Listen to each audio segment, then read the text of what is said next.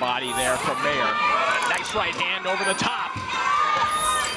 Mayer doing excellent work here on the inside and doing so quickly.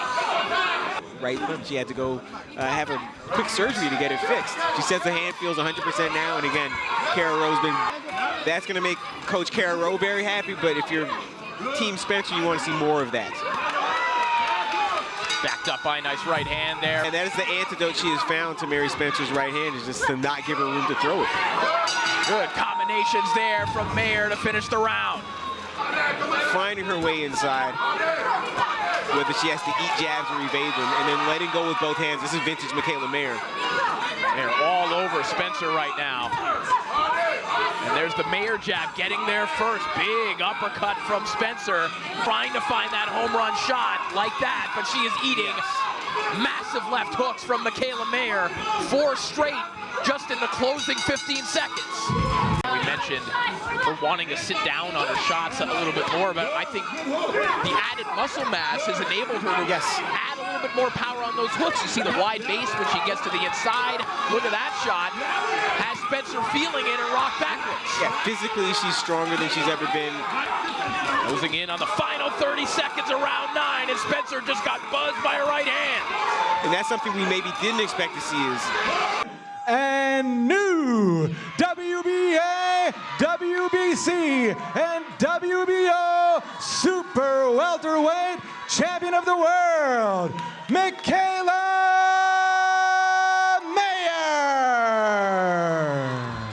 We are with the winner, and now, how many world titles is this now? A lot. I've won the WBO before. I've never had the WBC or the WBA put around my way, so this is extra special. So let's talk about the fight itself. Game plan coming in, talk about that, how it went for you, how you feel you executed tonight in the squared circle. Yeah, usually I am the taller fighter, but I also know, because I'm the taller fighter, I train for how to beat me. And it's never good when you have a tall fighter. You don't want to let the fighter get underneath you. So I knew I had to come up underneath Mary Spencer and just come over the top with the big hooks. That's what we trained for, and you saw me towards the last 2 rounds of the fight, really landing those big right hook, left hooks to the head, just sort of to finish the fight.